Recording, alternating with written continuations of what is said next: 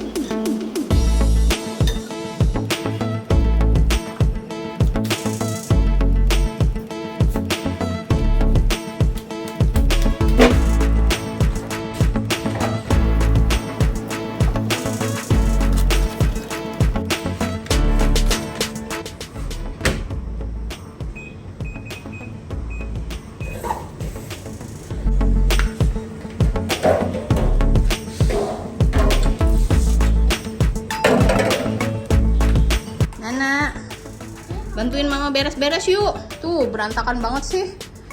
Ini nih Nana, semuanya malam udah beres diberantakin lagi nih.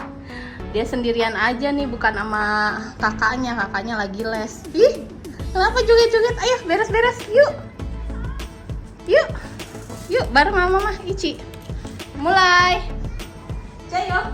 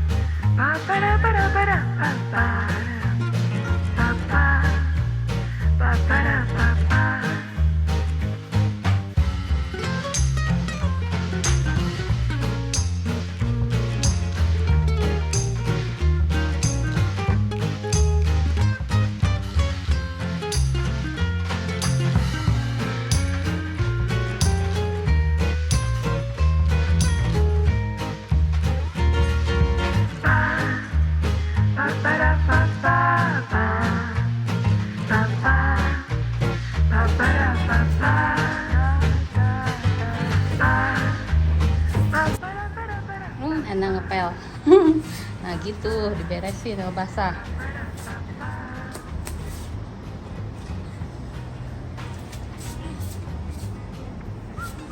Pinter ya bantuin mama.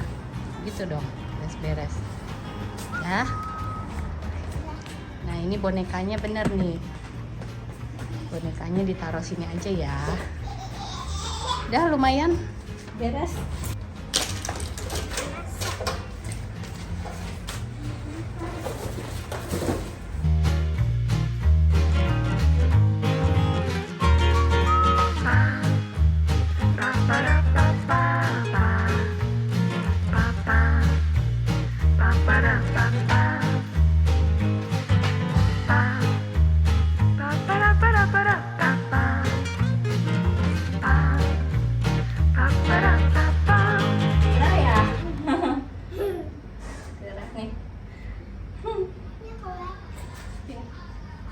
Gerah nih teman-teman.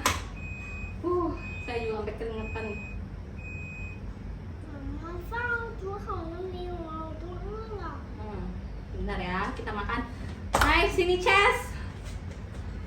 Yes, yes. Gitu dong, beres-beres lagi. Yes. Nah ini dia udah lumayan ya rapi. Dibantu sama Nana nih. Nana senangnya ini bonekanya ditaruh di sini.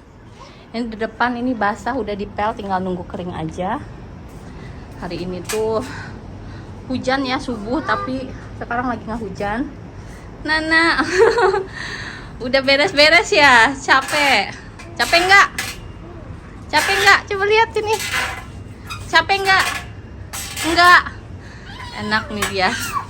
Habis beres-beres ya main ayunan. Nah teman-teman, sekarang saya baru selesai beres-beres ya. Barusan itu dibantuin sama Nana. Dan sekarang saya lagi istirahat, Nana juga istirahat. Nana sedang asik nih coret-coret di buku gambar. Jadi saya biarkan saja. Dan sekarang saya juga mau sharing tentang hal yang ada di Tiongkok lagi. Dan ini berdasarkan pertanyaan yang masuk ke DM Instagram saya dan juga kolom komen YouTube. Dan pertanyaannya tentu dari teman-teman sekalian ya. Dan informasi ini berdasarkan pengamatan saya selama tinggal di sini kurang lebih 9 tahunan nih. Saya sudah tinggal di China. Dan apa yang teman-teman tanyakan ke saya yaitu berapa sih gaji ART atau asisten rumah tangga di Tiongkok. Dan sebelum saya membahas tentang berapa gaji ART di Tiongkok, saya terlebih dahulu akan menjelaskan mengenai pola hidup satu keluarga atau rumah tangga di Tiongkok pada umumnya. Nah, di dalam satu keluarga atau rumah tangga yang terdiri dari suami, istri, dan juga anak, biasanya nih suami atau istri di Tiongkok ini kebanyakan sih dua-duanya itu bekerja ya. Tapi ada juga yang seperti saya itu tidak bisa bekerja, jadi hanya jadi ibu rumah tangga saja, ada yang seperti itu. Tapi kebanyakan mereka itu dua-duanya bekerja nih, pasangan suami istri. Dan biasanya kalau pasangan suami istri ini bekerja dua-duanya dan mereka ini memiliki anak yang masih balita ataupun anak yang sudah bersekolah, mereka akan meminta bantuan dari pihak salah satu keluarga suami atau istri. Dan biasanya itu ayah atau ibu dari suami atau istri tersebut. Dan ini lumrah ya terjadi di Tiongkok, sudah umum terjadi. Biasanya ayah atau ibu dari salah satu suami atau istrinya itu akan membantu anaknya untuk mengurus cucunya. Dan misalnya kalau cucunya itu masih balita, mereka itu akan mengurus cucunya dari mulai memandikan, ngasih makan, nemanin main. Dan kalau cucunya sudah bersekolah, mereka juga akan antar jemput ke sekolah. Dan ayah atau ibu dari suami atau istri ini biasanya mereka akan tinggal bareng nih. Ada juga sih yang tidak tinggal bareng. Kalau yang tidak tinggal bareng ini, si suami atau istri itu akan menitipkan di rumah ayah atau ibunya. Dan biasanya tidak terlalu jauh juga ya. Ada juga sih yang jauh, misalnya jaraknya 1 jam atau 2 jam. Mereka akan menitipkan dan biasa akan tengok ya seminggu sekali. Mereka lagi libur kerja, mereka akan nengok anaknya. Tapi ada juga yang kebanyakan itu tinggal bersama mereka juga. Jadi mereka cukup, si suami istri ini cukup fokus kerja, si ayah atau ibunya yang mengurus anaknya atau cucunya ini.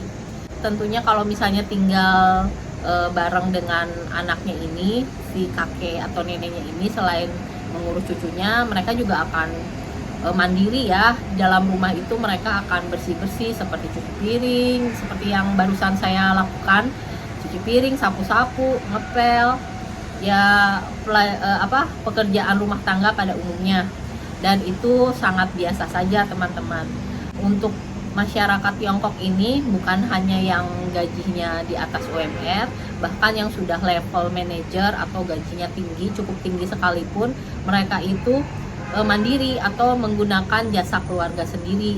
Jadi tidak menggunakan jasa ART nih.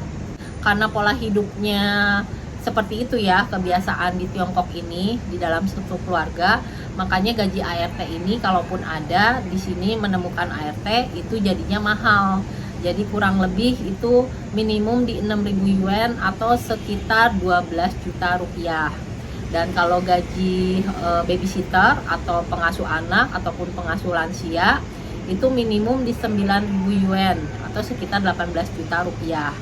Kenapa ya gajinya mahal? Ya karena pola hidup orang sini juga yang kalau misalnya mereka itu belum kaya ya, belum jadi orang kaya, mereka itu akan apapun semua mandiri, dikerjakan mandiri ataupun bantuan keluarga. Jadi tidak ada istilah untuk memberikan atau bayar jasa ART ataupun babysitter gitu. Kecuali memang orangnya sudah kaya sekali atau memang ada situasi tertentu yang memang sangat butuh sekali, mereka akan keluar untuk menggunakan jasa ART ataupun babysitter.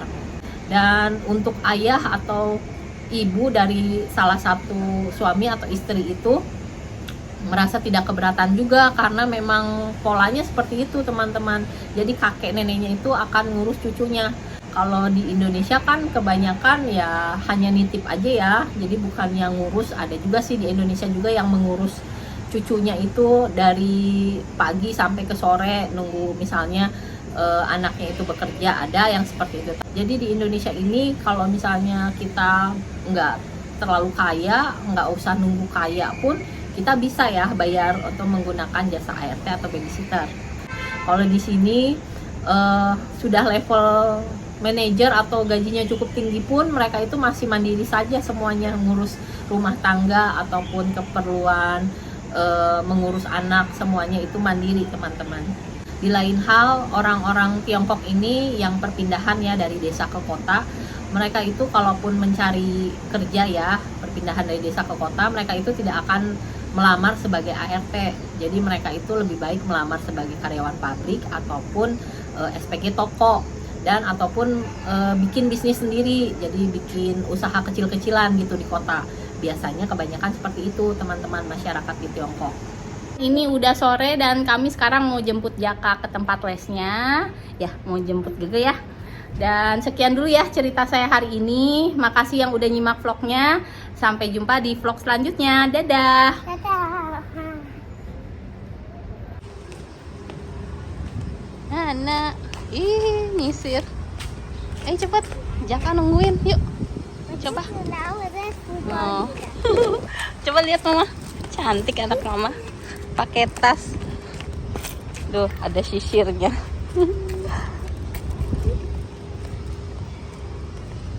Ini Nana lewat sini nak.